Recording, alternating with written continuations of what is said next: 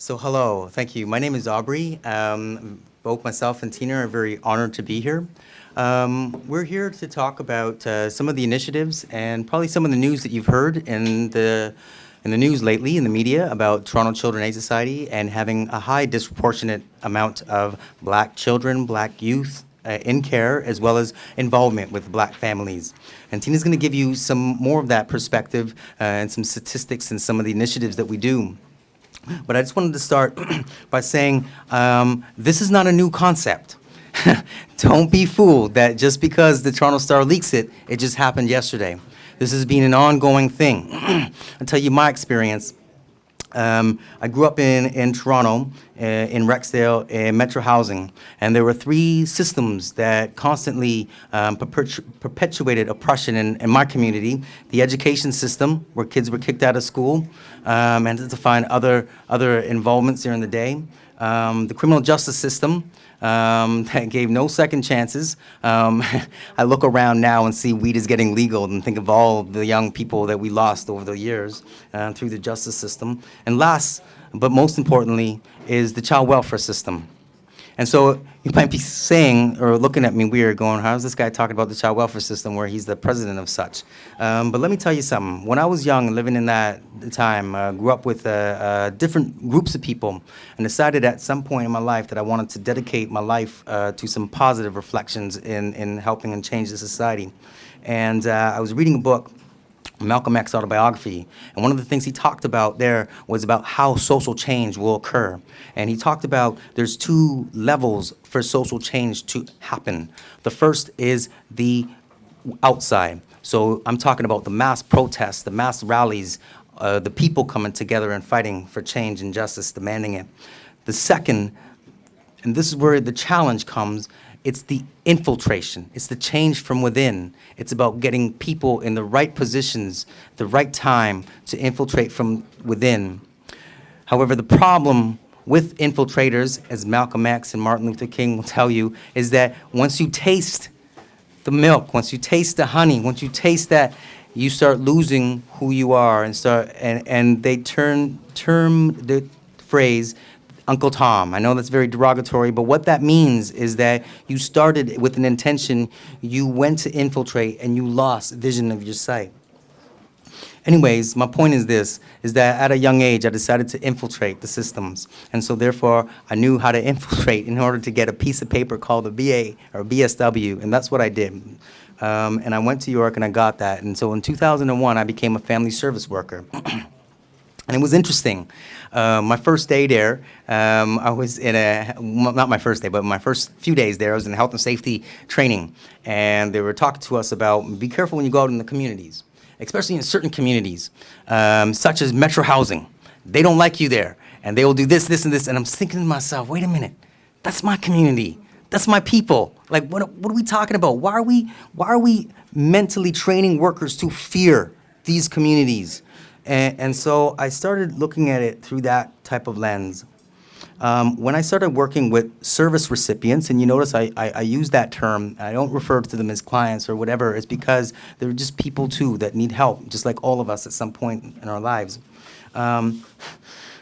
My service recipients, the families and the children and youth that I used to work with, didn't believe I worked for Children Aid Society. They say, you don't look like that type. And I said, well, good, let's break that mold, right? But it speaks to who they were hiring at that time. They weren't hiring people that looked like me or many of you. And so it was that type of breaking the mold. I'm just talking about 2001, so we're not going that far back. But from there, I realized, so this is great. I'm working with some of the hard-to-reach with families, and I would request those families that hated CAS, those families that had issues with workers, threatened workers, and I go in there and work on this relationship because I didn't see them as clients. I seen them as my people. This is where I'm from. This is why I'm doing this job. But it wasn't enough at that point. I said there was some more stuff. At this point, you can only help whoever is on your caseload. And I got involved with the union because somebody told me, hey, I heard you're into social justice. And I said, yeah, but you know, as a CAS worker, we're social agents, right?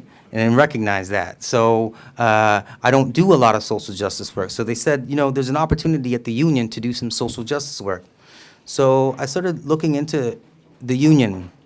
And if you think the employer is bad in terms of racism existing, etc., in our unions, it's not that much different. You know what I mean? And so I decided that, you know what?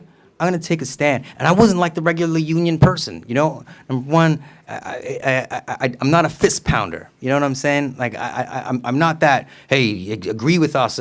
I'm more of a diplomat. I have a different style because I did all that young, and I know to create some change, sustainable change, you need people to come together to collaborate.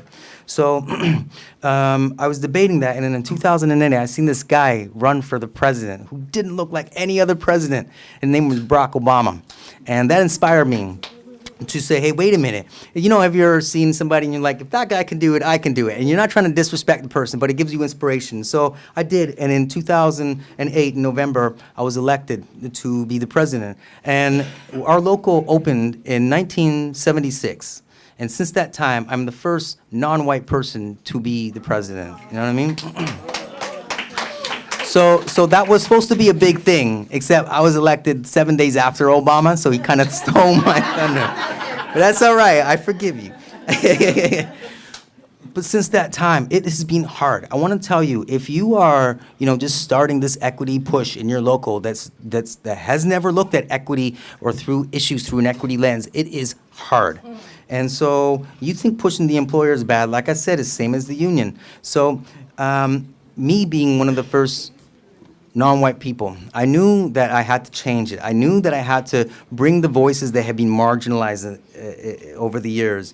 And so through this, we started an equity committee, but that still wasn't enough. And so I looked at CUPE Ontario, and there were issues happening in CUPE Ontario, and I said, you know what, for years, I didn't get involved, because once you take a side, that they classify you in that sense. So it wasn't until maybe about 3 years of a debate that was happening about equity seats at CUPE Ontario that I decided, you know what, I had enough of this. I had enough of seeing my people just cry after these conventions. And, at that time I was on the resolutions committee and had this kind of cloud, if you will, and I said, I'm gonna take a stand, we're gonna do something. So that next year, I attended the Human Rights Conference along with some other sisters in my local, and we decided, you know what, if CUPE's not gonna do this, and if our equality committees are all vying for different positions, it's gotta be a grassroots movement. I'm nobody, I'm just a member, and you're just a member, but together we can create a movement. That's how movements happen. So we started this movement called Equity in CUPE, and we pushed it, and we pushed that equity seats, and it was defeated, but it was the first time it came 50-50. And I don't know if you know about constitutional amendments, they gotta be 60% in order to change, but that gave hope to so many people, how this grassroots, nobody was a leader. Nobody was a leader. We were a collective of people of great minds. And so that then sent the message to CUPE Ontario Executive they need to take a look at this move. And then the next year, the Executive Committee came up with that constitutional amendment, which was passed. So I was very proud of that. But again, it wasn't enough. It wasn't enough. And so we went back to the local and said, what can we do? There's still racism happening in the Children's Aid Society. Now you can say it. It's 2018, and it is okay and safe now to say in the workplace there is racism that exists in the Children's Aid Society of Toronto. In 2001, people would look at you funny. But now our directors are saying it. But still, it wasn't enough. And so just recently, in 2007, we said, how can we address issues in our local?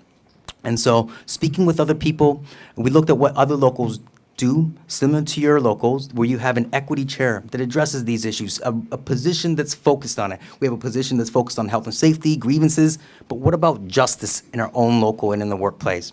And so I'm really proud that in 2017, we actually passed the bylaws to elect our very first equity chair. And so this is me now introducing Tina. You think I have a good job and an amazing history. This sister is starting from the grassroots, taking this position to new heights. So I just want to introduce my sister, Tina Garnett.